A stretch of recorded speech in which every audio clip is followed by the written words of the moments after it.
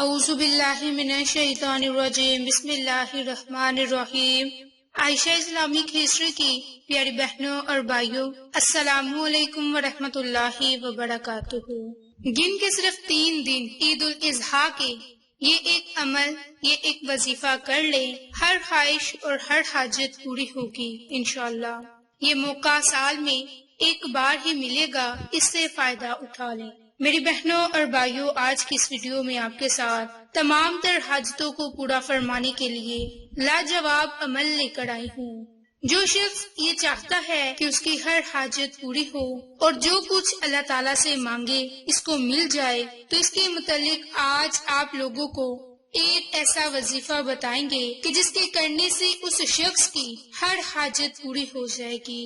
یہ وظیفہ بہت ہی آسان ہے اور قرآن پاک کی ایک مختصر سی آیت کا عمل ہے۔ یہ بہت ہی چھوٹی سی آیت ہے جس کا عمل اور وظیفہ شیئر کرنے جا رہی۔ یہ آیت قرآن پاک کی مختصر سی سورت فاتحہ کی آیت مبارکہ ہے، جس کا میں آپ کے ساتھ عمل اور وظیفہ شیئر کروں گی۔ اس کے علاوہ آپ نے عید کی نماز پڑھ کر امام صاحب کے خطبے کے بعد 3 مرتبہ درود پاک پڑھنا ہے۔ درود پاک پڑھ کر پھر آپ نے قرآن پاک کی یہ چھوٹی سی سورت پڑھنی ہے، ایاک نعبد و ایاک نستعین۔ اس کو آپ نے 3 مرتبہ پڑھنا ہے، آخر میں بھی 3 مرتبہ درود پاک، اور انشاءاللہ جو کوئی بھی اس کے بعد دعا مانگے گا اللہ کے حکم سے اس کی دعا پوری ہوگی۔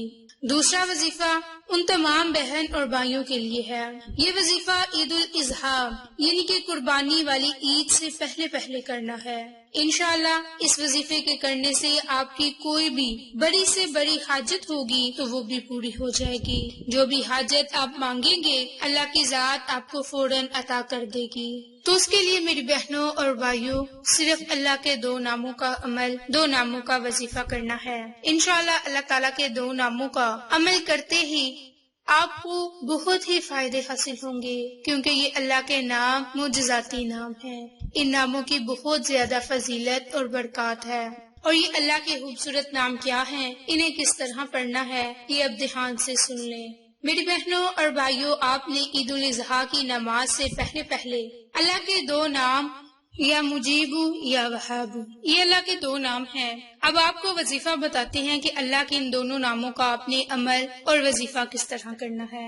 ان دونوں ناموں کا وظیفہ کرنا ہے آپ نے اس طرح سے کہ وظیفے کے لیے ایک وقت مقرر کر لیں، اس وقت میں آپ یہ عمل کریں، انشاءاللہ پھر آپ اس کے معجزات خود دیکھیں گے۔ تو جیسا کہ میں نے آپ کو بتایا کہ آپ نے عید الاضحیٰ کی نماز سے پہلے یہ عمل کرنا ہے، تو آپ نماز فجر ادا کرنے کے بعد کسی بھی مناسب وقت میں تنہائی میں بیٹھ جائیں اور اللہ کے ان 2 ناموں کو یا مجید یا وہاب، یا مجید یا وہاب، اللہ کے ان 2 ناموں کو خوبصورت انداز کے ساتھ پڑھ لیں، اور صرف ایک تسبیح اللہ کے ناموں کی پڑھیں۔ اول میں آخر میں درود پاک پڑھیں، اور پھر رب کریم سے اپنے مقاصد کے لیے خصوصی دعا مانگیں۔ اس کے علاوہ یہ اللہ تعالیٰ کے خوبصورت نام ہیں، صفاتی نام ہیں، آپ جتنی مرتبہ چاہیں اللہ کے ناموں کو پڑھ کر دعا مانگ سکتے ہیں۔ یہ آپ کی اپنی مرضی ہے، آپ چاہیں تو آپ لاتعداد بھی اللہ کے ان صفاتی ناموں کو پڑھ سکتے ہیں، لیکن عید الاضحیٰ کی نماز پڑھنے سے پہلے تو میری بہنوں اس کے بعد آپ اللہ رب العزت کی ذات سے جس بھی جائز حاجت کے لیے دعا مانگیں گے، آپ کی وہ دعا ضرور قبول ہوگی، کیونکہ یہ بہت ہی بابرکت عمل ہے اور اس عمل کی بہت ہی زیادہ فضیلت برکات ہے۔ میری بہنوں اور بھائیوں، یہاں میں آپ کے ساتھ عید الاضحیٰ کی فضیلت بیان کروں کہ مدینہ منورہ میں نبی کریم صلی اللہ علیہ وآلہ وسلم کی آمد ہوئی تو آپ نے دیکھا کہ اہل مدینہ 2 دن دف بجاتے ہوئے کھیل کود کرتے ہیں۔ آپ نے پوچھا کہ یہ کیا ہے؟ انہوں نے جواب دیا کہ یہ زمانہ جاہلیت کی 2 عیدیں ہیں۔ آپ نے فرمایا کہ اللہ تعالیٰ نے تمہیں ان سے بہتر اور افضل عیدیں یعنی کہ عید الفطر اور عید الاضحیٰ عطا فرمائی ہے۔ اللہ تعالیٰ کے ہاں سب سے افضل اور بہتر دن یوم نحر یعنی کہ عید الاضحیٰ کا دن ہے۔ تو حدیث مبارک کی روشنی میں یوم عرفہ، یوم نحر اور ایام تشریق ہم اہل اسلام کی عید کے دن ہیں، اور یہ سب کھانے پینے کے دن ہیں۔ عید الاضحیٰ کے موقع پر اہل اسلام حضرت ابراہیم علیہ السلام کی سنت کو زندہ کرتے ہوئے جانوروں کی قربانی کرتے ہیں، قرآن مجید میں قربانی کا مقصد واضح الفاظ میں بیان کیا گیا کہ سورۃ حج کی آیت نمبر 37 پارہ نمبر 17 میں ارشاد ربانی ہے کہ اللہ تک تمہاری قربانیوں کا گوشت پہنچتا ہے اور نہ خون، بلکہ اس تک تمہاری پرہیزگاری پہنچتی ہے۔ اس طرح اللہ تعالیٰ نے ان جانوروں کو تمہارے تابع فرما دیا۔ اس بات کے بدلے میں اللہ تعالیٰ نے تمہیں ہدایت بخشی، اس کی بڑائی بیان کرو اور اے پیغمبر نیک لوگوں کو خوشخبری سنا دیجیے۔ ان آیات میں صاف صاف بیان کر دیا گیا کہ قربانی کا کیا مقصد ہونا چاہیے، ایک مسلمان کو قربانی کس نیت سے کرنی چاہیے۔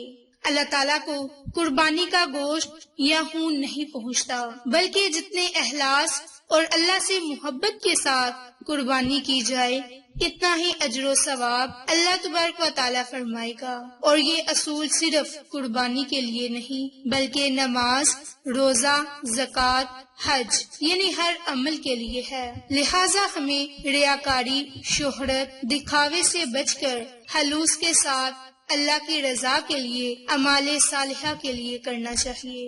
عید قربان ہمیں محبت، اثار اور بھائی چارے کا درس دیتی ہے، اور اسلامی تعلیمات کا تقاضا ہے کہ قربانی کا جانور ہر قسم کی ظاہری نمود اور نمائش اور دکھاوے سے پاک ہونا چاہیے۔ لیکن افسوس آج ہمارے معاشرے کی صورتحال یہ ہے کہ بہت سے لوگ صرف دکھاوے کے لیے ایک دوسرے سے بڑھ چڑھ کر مہنگا جانور خرید لیتے ہیں۔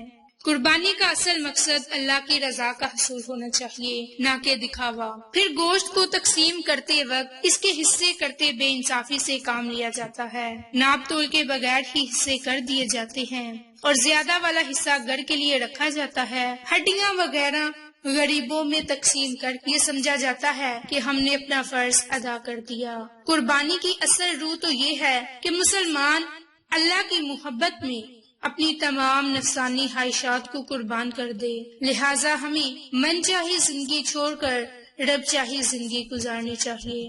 حضرت ابراہیم علیہ السلام کی زندگی میں صرف یہی ایک عظیم واقعہ نہیں بلکہ انہوں نے پوری زندگی اللہ تعالیٰ کی اطاعت اور فرما برداری میں گزاری۔